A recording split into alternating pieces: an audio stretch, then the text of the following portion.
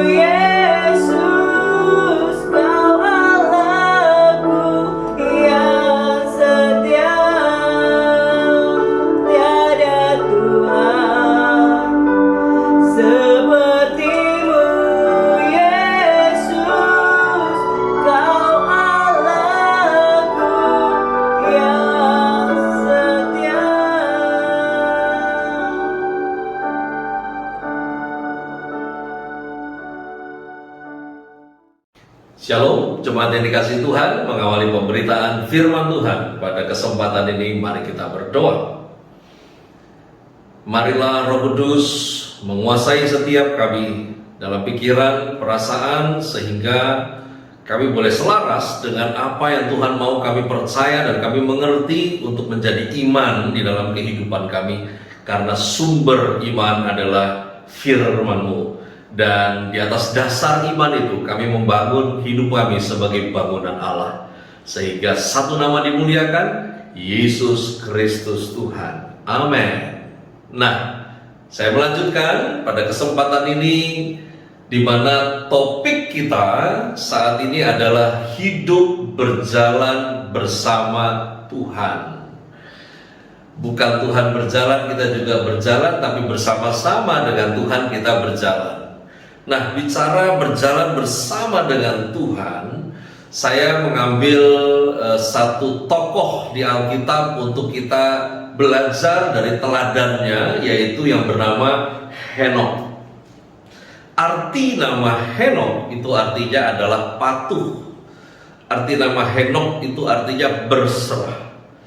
Nah, Henokh itu ada dua di Alkitab dicatat, di mana yang pertama Henokh anak sulung Kain, yang mana ada satu kota dinamai menurut namanya. Nah, catatan yang kedua adalah Henokh dari keturunan Set yang memelihara pengenalan akan Allah. Nah, yang kita bahas, kita belajar pada kesempatan ini adalah Henokh yang keturunan Set, di mana ayahnya bernama Yared. Dia punya anak laki-laki bernama Metusalah. Namanya disebut pertama pada Kejadian pasal 5 ayat 18. Dia berusia 365 tahun. Nah, perlu kita ketahui bahwa Henokh adalah orang pertama dalam Alkitab yang diangkat Tuhan tanpa meninggal. Ya. Di mana Henokh di sini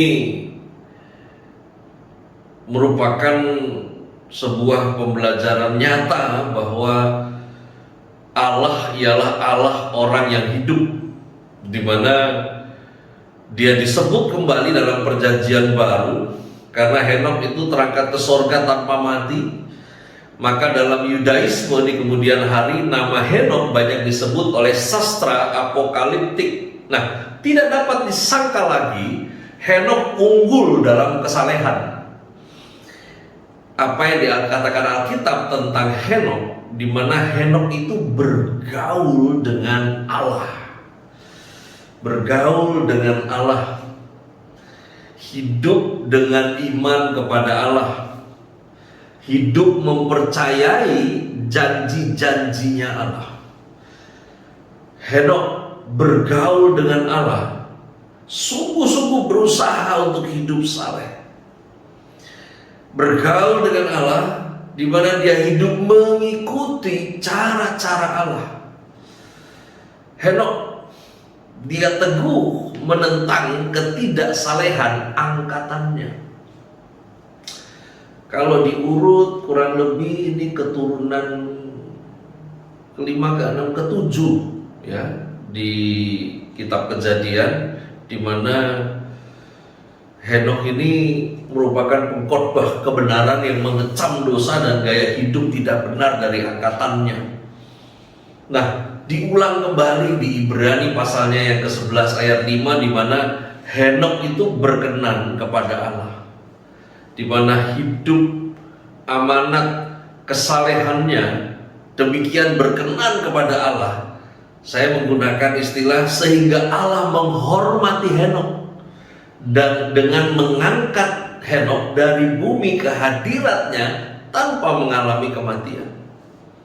Nah, sebagai orang percaya masa kini, mungkin istilah berjalan bersama dengan Tuhan itu bukan istilah baru ya. Ada beberapa lirik lagu juga yang kita tahu tentang berjalan bersama dengan Tuhan. Namun sesungguhnya hal ini tidak sesederhana apa yang kita bayangkan. Sesederhana kita menaikkan pujian itu, namun sesungguhnya ini adalah sebuah realita yang harusnya terjadi setiap hari dalam kehidupan Anda dan saya. Saya tidak mengatakan atau menggiring kita kepada opini bahwa hidup berjalan bersama dengan Tuhan itu susah loh, lu nggak bisa. Bisa, karena Henok bisa. Ya, bahkan privilege yang ada di masanya Henok dengan di masa kita beda. Di masanya Henok kan belum berdiam Roh Kudus dalam dirinya. Nah, kita di masa anugerah ini Roh Kudus sudah tinggal di dalam Anda dan saya. Maka bicara mampu tidak mampu, mampu harusnya. Nah, ini masalahnya sekarang bukan mampu nggak mampu, malah masalahnya adalah mau apa enggak. Nah, untuk itu sebagai orang percaya masa kini seharusnya kita merenungkan hidup Henok sebagai teladan, karena kita juga hidup di tengah-tengah angkatan yang semakin jahat, semakin tidak peduli dengan yang namanya kesalehan di dalam hidup. Karena itu dari zaman Henok sampai masa kini nggak ada jalan lain yang terbaik. Mari hidup bergaul dengan Allah, di mana kita hidup sungguh-sungguh kudus, kita hidup mengecam dosa, kita mengingatkan orang untuk melarikan diri dari murka yang akan datang.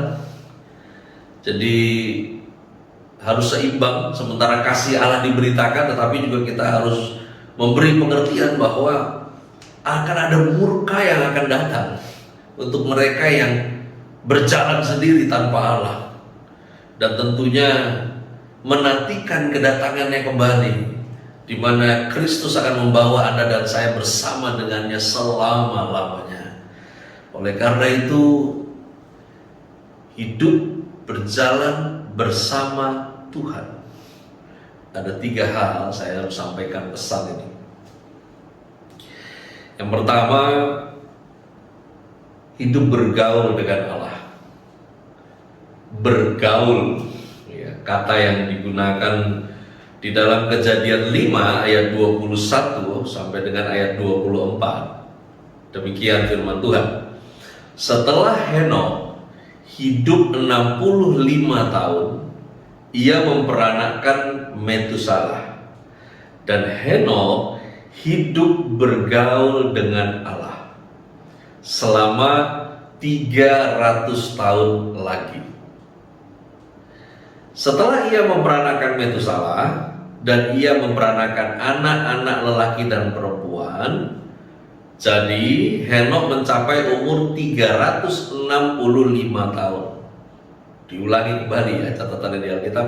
Dan Henok hidup bergaul dengan Allah, lalu ia tidak ada lagi, sebab ia telah diangkat oleh Allah. Wow, saya highlight, Henok hidup bergaul dengan Allah, lalu ia tidak ada lagi, sebab ia telah diangkat oleh Allah. Usia 65 tahun, dia punya anak nama Metusalah, lalu kemudian Metusalah dan kakak beradik. Dan setelah itu membesarkan anak-anak, dia melanjutkan hidupnya dengan, Alkitab mencatat, dengan bergaul dengan Allah. Sampai 300 tahun dia bergaul dengan Allah, dan Alkitab mencatat sampai dia nggak ada lagi. Orang-orang yang mengenalnya nggak lihat dia lagi. Pada masa itu nggak ada penculikan, saudara. Ya, ini benar-benar nggak ada lagi, nggak ada kuburannya, nggak ada mati. Ya. Dan Alkitab juga mencatat sebab Henok telah diangkat oleh Allah. Bergaul. Ada beberapa pesan Alkitab tentang bergaul, di mana kebiasaan yang baik dirusak oleh pergaulan yang buruk, dan tentunya bergaul dengan Allah pasti semuanya adalah tentang hal-hal yang mulia. Nah, bicara tentang bergaul dengan Allah, Mazmur 25 ayat yang ke-14 tertulis demikian.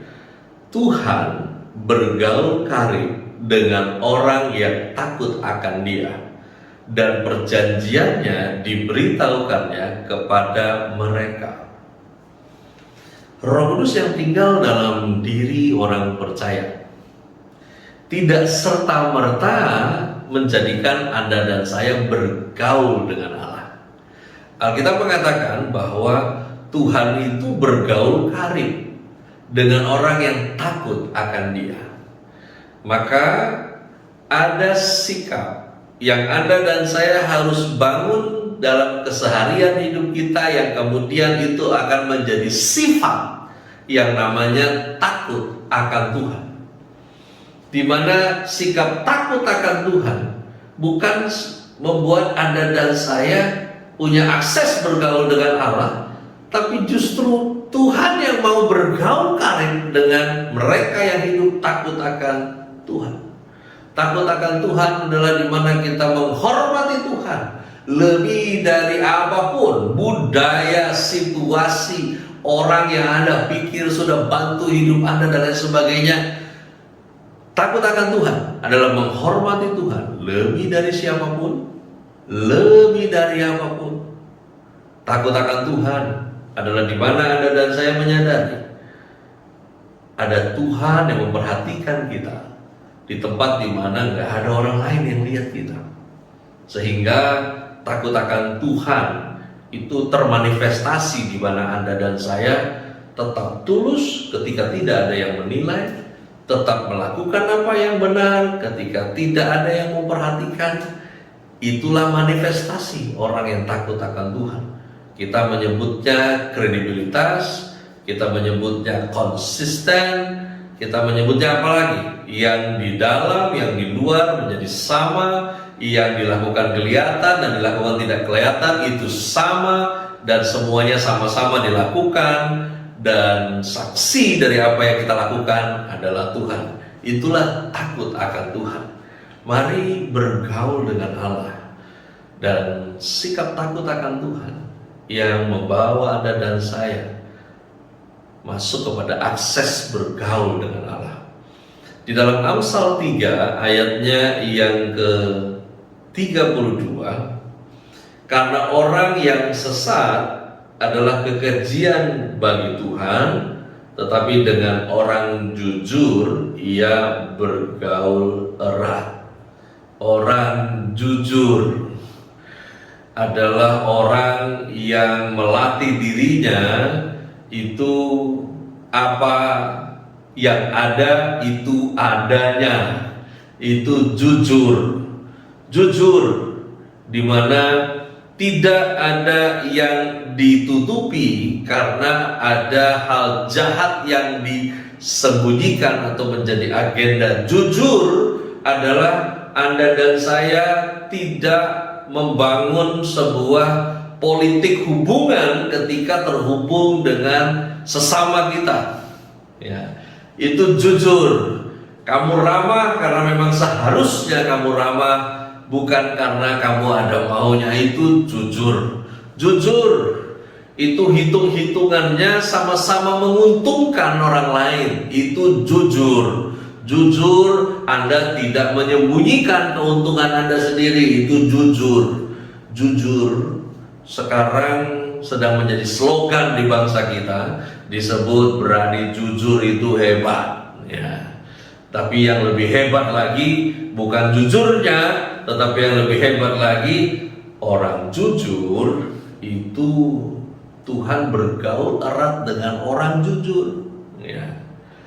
Kalau tadi dengan sikap takut akan Tuhan, Tuhan bergaul karib. Kalau ini dia bergaul erat. Artinya, kalau kamu memilih untuk jujur, bergaulnya Anda dan saya dengan Allah, Tuhan memastikan, Alkitab mencatat, Dia gak akan lepaskan kamu sedetik pun. Karena pergaulan yang erat, di mana Dia akan taruh peduli selamanya. Bergaul dengan erat, bergaul dengan karib, menjadikan Anda lebih sensitif dengan apa yang Tuhan mau. Dan kekariban itu meningkat dengan sebuah ikatan, di mana disebut bergaul dengan erat, yang mana Tuhan mengikat dirinya kepadamu dan kamu mengikat dirimu kepada Tuhan. Wow, ya. Ini yang saya bilang tadi di awal, nggak susah-susah banget. Masalahnya mau apa enggak? Anda memilih untuk berpihak kepadanya atau tidak? Karena untuk jujur kamu harus berpihak kepada Tuhan. Karena untuk takut akan Tuhan, kamu harus berpihak kepada Tuhan. Karena ada banyak orang mengabaikan takut akan Tuhan dan mengabaikan kejujuran karena menganggap bahwa jaminan dari janji Tuhan itu nanti. Perhatikan ya, jaminan dari janji Tuhan itu gak hanya nanti, tapi sekarang juga itu terjadi. Kamu jangan bercanda dengan hidup kamu. Jangan pikir saya bikin sekarang yang sembarangan gak terjadi sesuatu kok. Iya, karena memang ini kita bukan hidup di pola zaman azab gitu ya. Kamu bohong dikit mati, ya kan? Kamu bikin ini yang salah di hadapan Tuhan langsung sakit. Enggak begitu sekarang. Ya. Di masa anugerah ini kerennya gini loh. Tuhan gak mau berhenti mengasihi kamu, tetapi hukum Tuhan akan tetap berurusan denganmu. Karena itu gak ada yang kelewat dari pemandangannya Tuhan. Tidak ada file CCTV sorga yang skip gitu dari hidup Anda dan saya setiap hari. Mari pilih bergaul dengan Allah. Nah, yang kedua, ini menarik. Di kitab Kejadian versi bahasa Indonesia itu mengacu kepada bergaul. Ya. Kata bergaul itu kalau di kamus besar, di dalam praktek hari-hari, di mana terjadi komunikasi, lalu kemudian keseharian yang kontinuitasnya terus-menerus untuk sama-sama sering ketemu sampai akhirnya kita mengerti apa yang dia suka, kita mengerti apa yang dia nggak suka, dan kita tahu bagaimana pola apa yang orang yang kita bergaul itu cara berpikirnya, konstruksi berpikirnya, sampai kemudian hal-hal yang sepele juga akhirnya kita menjadi tahu karena bergaul tadi. Ya. Bahkan sering ada istilah tukar pikiran sampai ngeblend. Ya. Yang jelas kita kalau dengan Tuhan nggak tukar pikiran, kita membuka pikiran kita untuk dipenuhi oleh pikirannya. Ya ada yang bilang awas tukar pikiran nanti pikiran tertukar. Ya, yang jelas nggak mungkin pikiranmu tertukar dengan Allah. Yang jelas adalah kita yang harus memenuhi pikiran kita dengan pikiran yang dari Allah. Makanya kita mengatakan pikirkanlah perkara yang di atas, ya, yang kualitasnya kualitas surga, yang standarnya standarnya Tuhan. Maka taruh pikiran Anda dan saya di sana. Nah, sekarang bicara tentang kitab Kejadian pasal 5 versi King James-nya. Di sana bukan kata bergaul yang digunakan. Di sana yang digunakan kata berjalan. Genesis 5 ayatnya yang ke-22, di sana tertulis begini. And Enoch walk with God. Ya. Henokh berjalan bersama dengan Allah. Ini menarik. Bukan bergaul yang diterjemahkan di sana. Jadi rupanya bergaul dengan Allah itu adalah mengikuti langkahnya dan mengikuti jalannya. Jadi tidak hanya caranya melangkah, tapi jalan yang dilewati juga kita mengikuti jalannya. Mengikuti Tuhan itu pilihan, saudaraku, bukan paksaan. Anda tidak pernah dipaksa Tuhan untuk mengikuti Dia, namun ini pilihan. Nah, namun apapun pilihan kita, Tuhan itu mengawasi. Tidak ada seorang pun yang terluput dari setiap pilihannya. Nah, karena itu Amsal 5 ayat 21 tertulis, karena segala jalan orang terbuka di depan mata Tuhan, dan segala langkah orang diawasinya. Wow, segala langkah orang, langkahmu, langkahku, Tuhan mengawasinya. Oleh karena itu Tuhan gak paksa kamu ikut Dia, namun pilihan Anda dan saya mau ikut atau gak ikut, tetap jalan kita, langkah kita, Tuhan mengawasinya.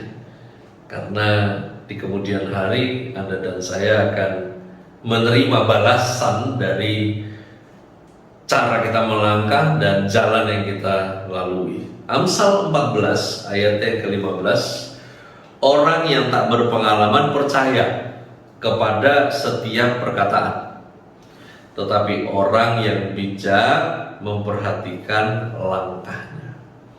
Mari perhatikan cara kita hidup. Langkah itu caranya, ya.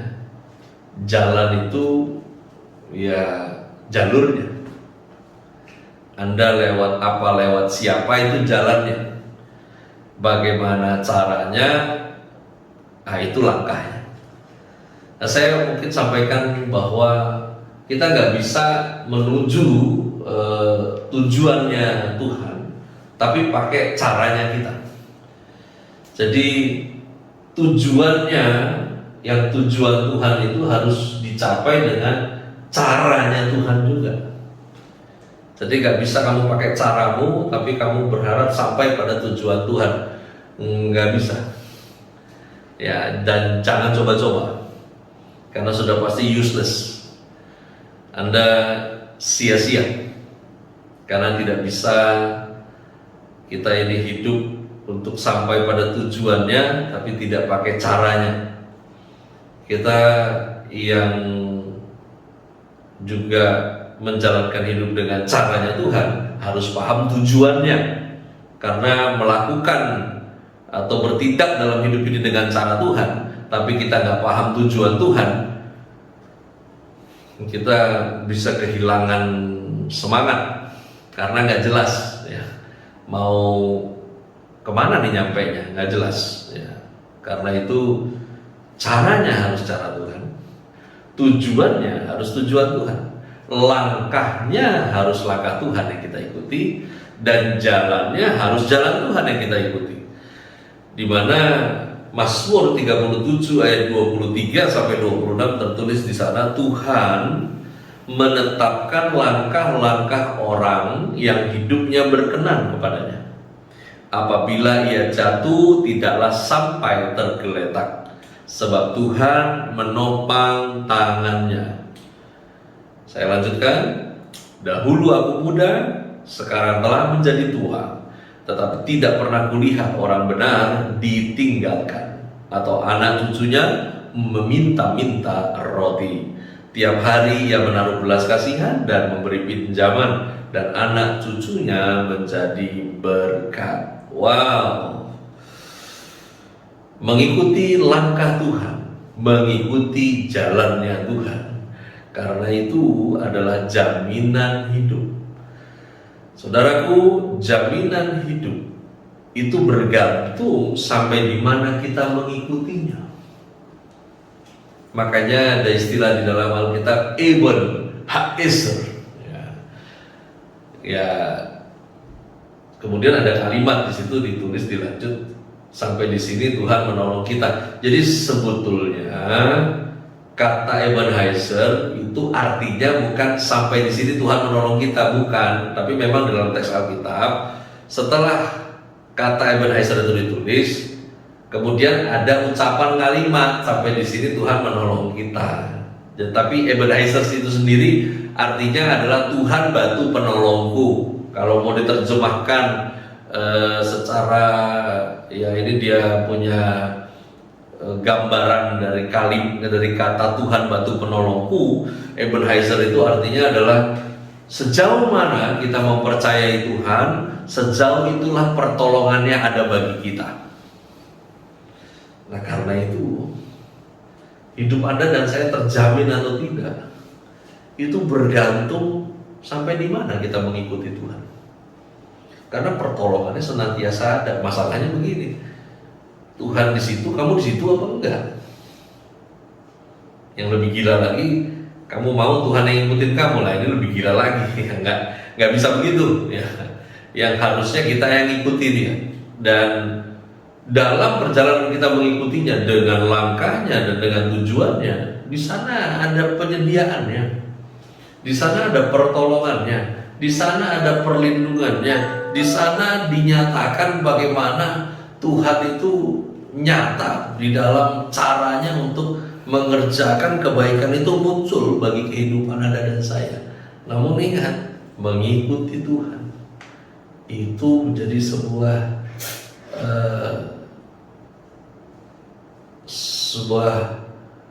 sesuatu yang nyambung gitu dari kata jaminan ini.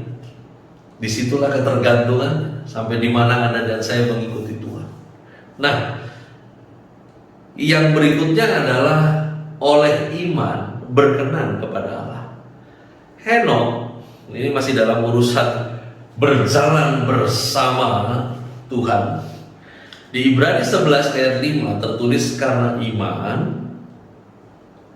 Henokh terangkat supaya ia tidak mengalami kematian, dan ia tidak ditemukan karena Allah mengangkatnya. Sebab sebelum ia terangkat, ia memperoleh kesaksian bahwa ia berkenan kepada Allah. Wow, berkenan kepada Allah. Oleh apa? Oleh iman. Hidup berjalan bersama Tuhan itu harus bergaul dengannya dengan jalan jujur dan takut akan Tuhan. Berjalan bersama Tuhan harus mengikuti langkahnya dan melalui jalan yang Dia lalui. Dan yang ketiga, yang terakhir ini, oleh iman seseorang berkenan kepada Allah. Karena berkenan kepada Allah itu karena Tuhan sebagai tujuan pencarian hidup. Harusnya pencarian dalam hidup, bukan jodoh. Pencarian dalam hidup itu harusnya Tuhan. Yesaya 55 ayat 6, carilah Tuhan selama ia berkenan ditemui. Berserulah kepadanya selama ia dekat. Saya lanjutkan ya. Amsal 8 ayat 35, karena siapa mendapatkan aku mendapatkan hidup, dan Tuhan berkenan akan dia. Pelan-pelan. Mendapatkan aku di sini bukan mendapatkan Tuhan, ya, ini bukan main peekaboo, ya. Di sini mendapatkan aku, kata akunya adalah hikmat. Di mana siapa yang mendapatkan hikmat, dia mendapat hidup. Kenapa dia mendapat hikmat kemudian dia mendapat hidup? Karena siapa yang mendapat hikmat, Tuhan berkenan akan dia. Nah, hikmat itu dapatnya dari mana? Hikmat itu dapatnya bukan karena kamu banyak-banyak baca buku, kamu sekolah tinggi-tinggi. Hikmat itu datangnya dari hidup yang takut akan Tuhan. Karena hanya takut akan Tuhan yang bisa beli hikmat. Nah, karena takut akan Tuhan, Anda beroleh hikmat, Tuhan berkenan.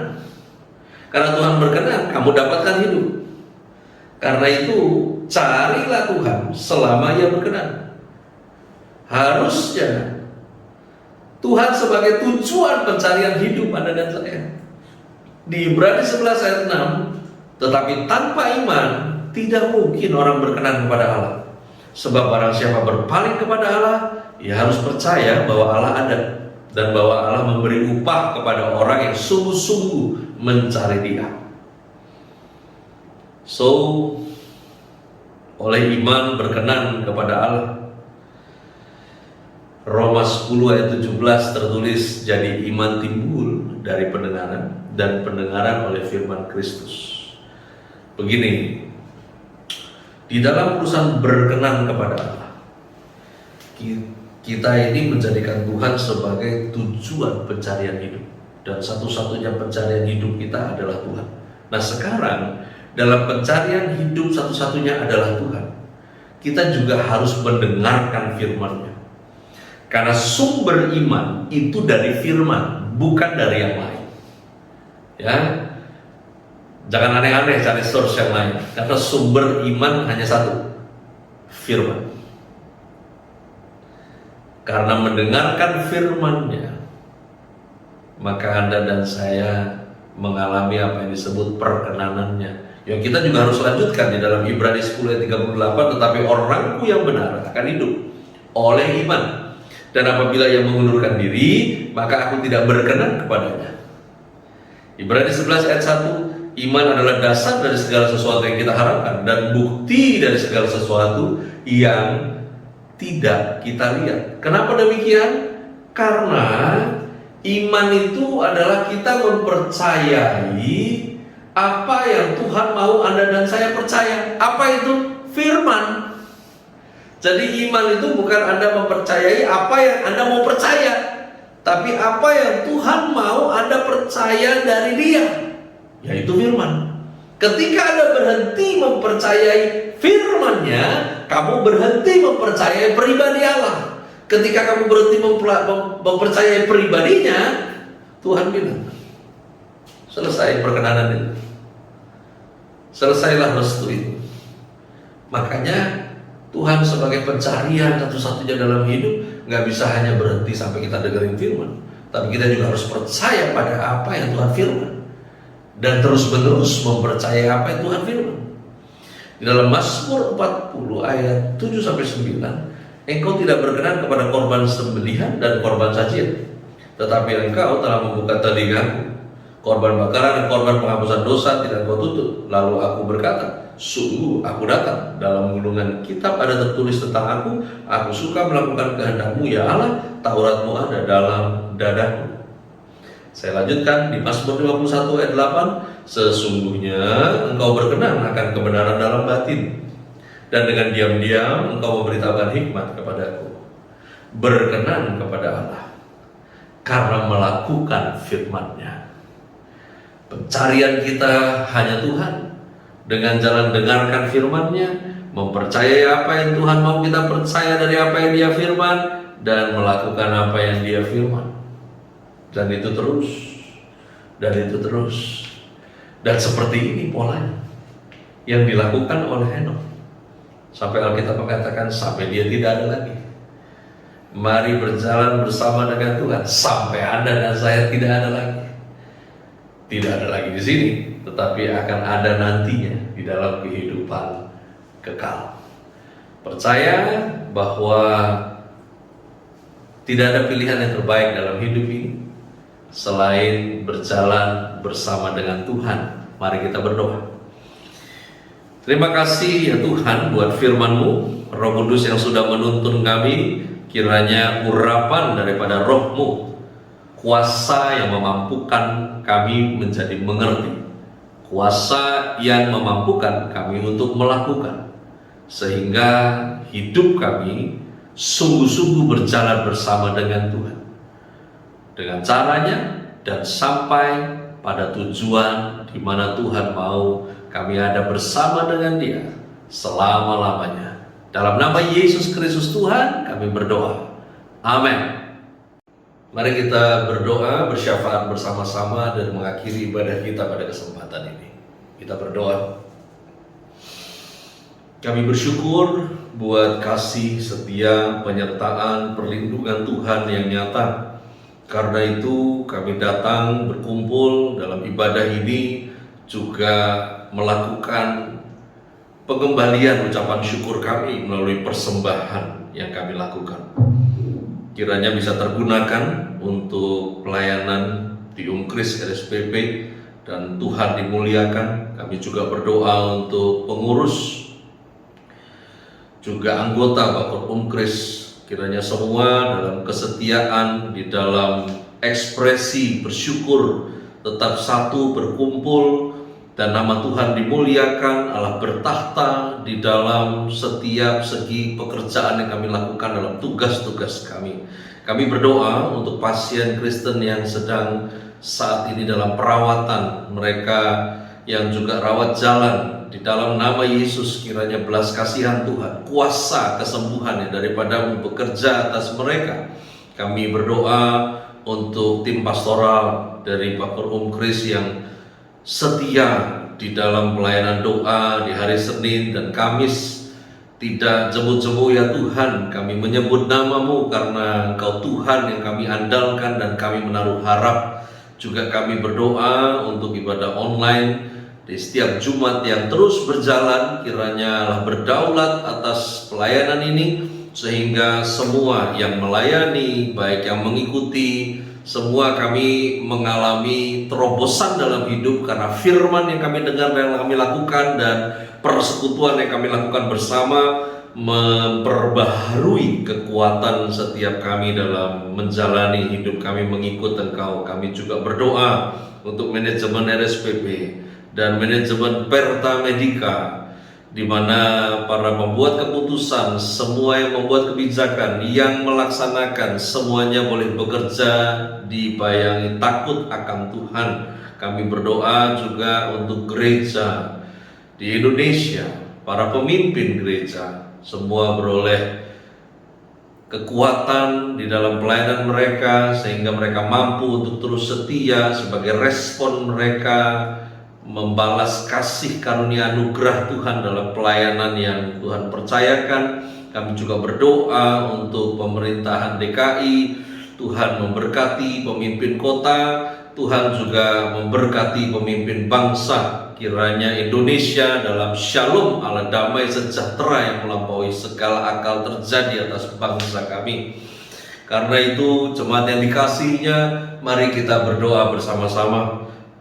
Bapa kami yang di sorga, dikuduskanlah nama-Mu, datanglah kerajaan-Mu, jadilah kehendak-Mu di bumi seperti di sorga. Berikanlah kami pada hari ini makanan kami yang secukupnya, dan ampunilah kami akan kesalahan kami seperti kami juga mengampuni orang yang bersalah kepada kami. Dan janganlah bawa kami ke dalam pencobaan, tapi lepaskanlah kami daripada yang jahat, karena Engkau yang punya kerajaan dan kuasa dan kemuliaan sampai selama-lamanya. Jemaat yang dikasihinya, arahkan hatimu kepadanya, relakan dua tanganmu berangkat, dan terimalah berkat Tuhan. Tuhan memberkati engkau dan melindungi engkau. Tuhan menyinarimu dengan wajahnya, memberimu kasih karunia. Tuhan menghadapkan wajahnya kepadamu, memberimu damai sejahtera. Kiranya kasih setia dari Allah Bapa, penyertaan dari Tuhan Yesus Kristus, persekutuan oleh Roh Kudus menyertai kamu sekalian saat ini sampai Kristus datang kali yang kedua, bahkan sampai selama-lamanya. Amin.